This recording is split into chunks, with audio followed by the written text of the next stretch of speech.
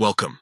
In this video, we're going to walk through how to enable the option to filter messages from non-friends on the Discord app for PC.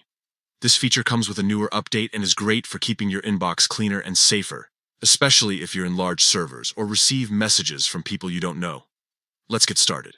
First, open the Discord app on your computer and make sure you're logged into your account.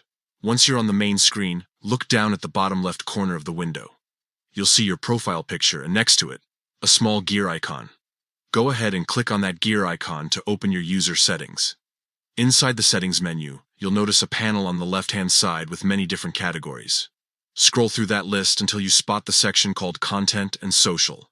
This is where Discord has grouped together tools and preferences that control how you interact with others on the platform. Click on Content and Social to move to the right page. On this page, you'll see a variety of options, but the one we're looking for is labeled Filter Direct Messages from Non-Friends. This setting ensures that if someone who isn't on your friends list tries to message you, those messages will be filtered automatically. This is a great way to avoid spam or unwanted DMs from strangers while still allowing your friends to reach you without any issues. All you need to do now is toggle this option on. Once it's enabled, Discord will start filtering messages from people you don't know. Your friends will still be able to message you without any interruption, but non-friend messages will be handled in the background, so your inbox stays organized and safe. And that's it.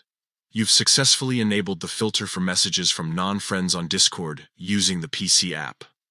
It only takes a few quick steps, but it makes a big difference in keeping your experience on Discord more enjoyable and less cluttered. If you found this helpful, be sure to try it out and explore other settings in the Content and Social section to customize your Discord experience even further.